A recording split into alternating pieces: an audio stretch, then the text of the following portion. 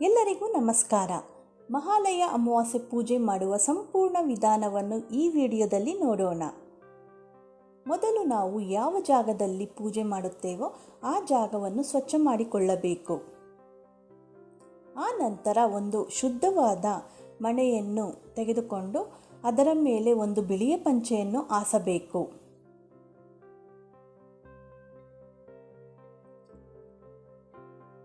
ನಿಮ್ಮಲ್ಲಿ ಸತ್ತವರ ಭಾವಚಿತ್ರವಿದ್ದರೆ, ಅಂದರೆ ಫೋಟೋ ಏನಾದರೂ ಇದ್ದರೆ ಅದನ್ನು ಸಹ ಪೂಜೆಗೆ ಇಡಬಹುದು. ಇಲ್ಲದಿದ್ದರೆ ಹಾಗೆಯೇ ಪೂಜೆ ಮಾಡಬಹುದು.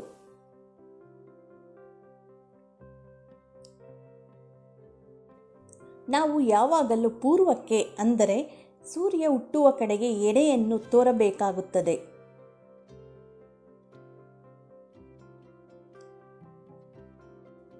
ನಂತರ ಹೊಸ ಉಡುಪುಗಳನ್ನೆಲ್ಲ ರೆಡಿ ಮಾಡಿ ತೆಗೆದಿಟ್ಟುಕೊಳ್ಳಬೇಕಾಗುತ್ತದೆ.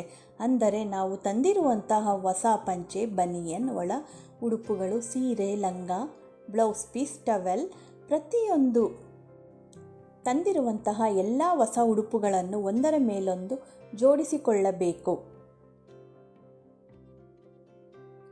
ಆ ನಂತರ ಎಲೆ ಅಡಿಕೆ, ಬಾಳೆಹಣ್ಣು ಒಂದು ಚಿಪ್ಪು, ತೆಂಗಿನಕಾಯಿ ಒಂದು, ಗಂಧದ ಕಡ್ಡಿಗಳು, ಕರ್ಪೂರ ಒಂದು ತಟ್ಟೆಯಲ್ಲಿ ಎತ್ತಿಟ್ಟುಕೊಳ್ಳಬೇಕು.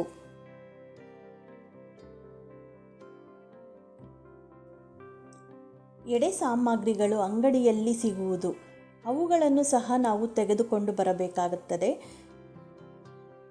ಹಾಗೆಯೇ ಇದನ್ನು ಸಹ ನಾವು ತೆಗೆದಿಟ್ಟುಕೊಳ್ಳಬೇಕು. ಈ ಎಡೆ ಸಾಮಗ್ರಿಯಲ್ಲಿ ಮುಖ್ಯವಾಗಿ ಉಡುದಾರ, ಅಂದರೆ ತಾತನಿಗೆ ಅಥವಾ ಅಪ್ಪನಿಗೆ ಅಥವಾ ಮಾವನಿಗೆ ನಾವು ತರಬೇಕಾಗುತ್ತದೆ. ಕನ್ನಡಿ, ಧೂಪ, ಕುಂಕುಮ, ಬಾಚಣಿಗೆ, ವಿಭೂತಿ ಕಟ್ಟಿ ಇರಲೇಬೇಕು. ಈ ಇಷ್ಟು ಮುಖ್ಯ ವಸ್ತುಗಳು ಬೇಕೇ ಬೇಕು. ಅಜ್ಜಿ, ಅಮ್ಮ ಅಥವಾ ಅತ್ತೆ ಮುತ್ತೈದೆ ಆಗಿ ಸತ್ತಿದ್ದರೆ ಕಳಸವನ್ನು ಹೂಡಬೇಕು. ಕಳಸಕ್ಕೆ 3 ವಿಳೆದೆಲೆಯನ್ನು ಇಟ್ಟು ನೀರು ತುಂಬಿಸಿ ಅರಿಶಿಣ ಮತ್ತು ಕುಂಕುಮವನ್ನು ಇಟ್ಟುಕೊಳ್ಳಬೇಕು.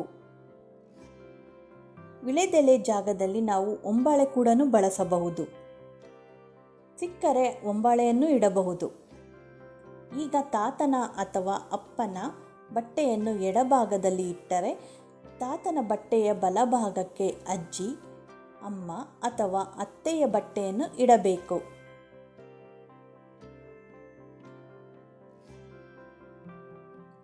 ಒಂದು ಸಣ್ಣ ತಟ್ಟೆಯ ತುಂಬ ಅಕ್ಕಿಯನ್ನು ಹಾಕಿ ಅದನ್ನು 2 ಬಟ್ಟೆಗಳ ಮಧ್ಯಭಾಗದಲ್ಲಿ ಅಥವಾ ಸೀರೆ ಮೇಲೆ ಇಡಬೇಕು.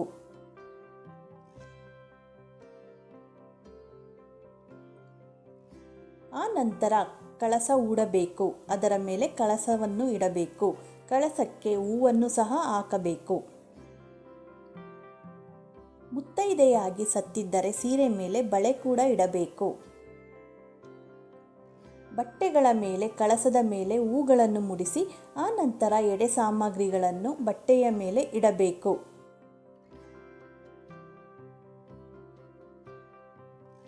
ಉಡುದಾರವನ್ನು ತಾತನ ಬಟ್ಟೆಯ ಮೇಲೆ ಇಡಿ. ಅರಿಶಿಣ ಕುಂಕುಮ ಸೀರೆ ಮೇಲೆ ಇಡಬೇಕಾಗುತ್ತದೆ. ವಿಭೂತಿ ಕಟ್ಟಿಯನ್ನು ಸಹ ತಾತನ ಉಡುದಾರದ ಪಕ್ಕದಲ್ಲೇ ಇಡಬೇಕು. ಆ ನಂತರ ಸೀರೆ ಮೇಲೆ ಸರ, ಓಲೆ ಇಡಬೇಕು. ನಂತರ ದೊಡ್ಡ ದೊಡ್ಡ ಬಾಳೆ ಎಲೆಯನ್ನು ಮಣೆಯ ಮುಂದೆ ಹಾಸಿಕೊಳ್ಳಬೇಕು, ಅಂದರೆ ಜೋಡಿಸಬೇಕು. ಬಾಳೆ ಎಲೆಗೆ ನೀರನ್ನು ಚಿಮುಕಿಸಿ ಮಾಡಿರುವ ಅಡುಗೆಗಳನ್ನು, ಅಂದರೆ ಏನೆಲ್ಲ ಅಡಿಗೆಗಳು ನಾವು ಮಾಡಿಟ್ಟಿದ್ದೇವೋ ಎಲ್ಲ ಅಡುಗೆ ತಿಂಡಿ ತಿನಿಸುಗಳನ್ನು 2 ಕಡೆನೂ ಸಮನಾಗಿ ಬಡಿಸಬೇಕು. ಮೊದಲು ಉಪ್ಪು, ಉಪ್ಪಿನಕಾಯಿ, ಮೊಸರನ್ನ, ಮಜ್ಜಿಗೆ, ಮುದ್ದೆ, ಪಲ್ಯ, ಅನ್ನ, ಸಾಂಬಾರು ಎಲ್ಲವನ್ನು ಬಡಿಸಿ ಪಕ್ಕದಲ್ಲಿ 2 ಚೊಂಬನ್ನು ಇಟ್ಟು ಅದಕ್ಕೆ ನೀರು ಸಹ ಹಾಕಬೇಕು. ಕೆಲವರು ಮಾಂಸದ ಅಡುಗೆಗಳನ್ನು ಸಹ ಎಡೆಗೆ ಇಡುತ್ತಾರೆ. ಅವರು ಸಹ ಹೀಗೆ ಮಾಡಿರುವ ಅಡಿಗೆಗಳನ್ನೆಲ್ಲ ಬಡಿಸಿ ಆ ನಂತರ ಪೂಜೆ ಮಾಡಬೇಕು.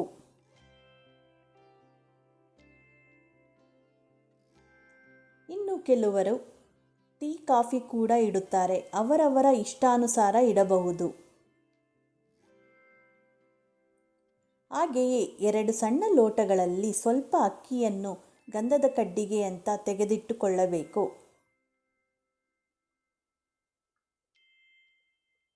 ನಂತರ ನೀವು ತಂದಿರುವಂತಹ ಹಣ್ಣುಗಳನ್ನು ನಿಮ್ಮ ಇಷ್ಟಾನುಸಾರ, ಶಕ್ತಿಯ ಅನುಸಾರ ಎಷ್ಟು ಹಣ್ಣು ತಂದಿದ್ದೀರಿ ಅಷ್ಟು ಹಣ್ಣುಗಳನ್ನು ಇಡಬೇಕು. ಸತ್ತವರಿಗೆ ಯಾವೆಲ್ಲ ಹಣ್ಣುಗಳು ಇಷ್ಟವಾಗುತ್ತದೆ ಅದನ್ನೆಲ್ಲ ಇಡುತ್ತಾರೆ. ಹಾಗೆ 2 ದೀಪದ ಕಂಬಗಳನ್ನು ಎಣ್ಣೆ, ಬತ್ತಿ, ಅರಿಶಿಣ, ಕುಂಕುಮ, ಹೂ ಹಾಕಿ 2 ಕಡೆ ಒಂದೊಂದು ಇಟ್ಟುಕೊಳ್ಳಬೇಕು. 2 ಎಳ್ನೀರನ್ನು ಸಹ ಇಡಬೇಕಾಗುತ್ತದೆ. ಬೇಕರಿಯಿಂದ ತಂದಂತಹ ಸಿಹಿ ತಿನಿಸುಗಳು ಇಟ್ಟುಕೊಳ್ಳಿ.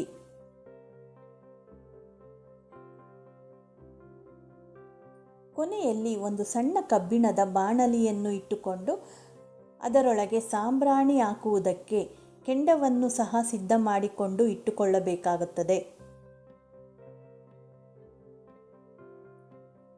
ಮನೆಯಲ್ಲಿ ಯಾರು ದೊಡ್ಡವರಿರುತ್ತಾರೋ ಅವರು ಮೊದಲು ಪೂಜೆ ಮಾಡಿ ಆ ನಂತರ ಉಳಿದವರು ಮಾಡಿದರೆ ಒಳ್ಳೆಯದು.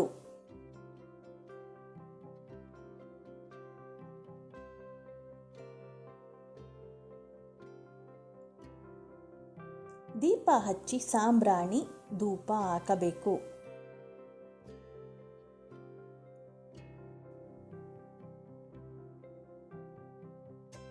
ಪೂಜೆ ಮಾಡಿದ ತಕ್ಷಣ ಮನೆಯ ಒಳಗೆ ಯಾರು ಇರಬಾರದು, ಎಲ್ಲರೂ ಹೊರ ಹೋಗಬೇಕಾಗುತ್ತದೆ.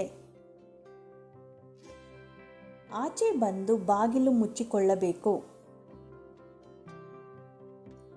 ಆ ನಂತರ ಒಂದು 5 ನಿಮಿಷಗಳ ನಂತರ 3 ಸಾರಿ ಬಾಗಿಲು ಬಡಿದು ಒಳಗೆ ಹೋಗಿ ಮತ್ತೆ ಒಂದು ಮಂಗಳಾರತಿ ಸಣ್ಣದಾಗಿ ಒಂದು ಪೂಜೆ ಮಾಡಿ ಎಲ್ಲರೂ ಒಟ್ಟಿಗೆ ಕೂತು ಊಟ ಮಾಡಬೇಕು.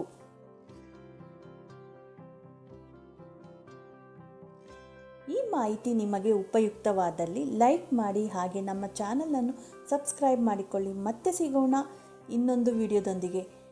Thank you for watching. ಧನ್ಯವಾದಗಳು.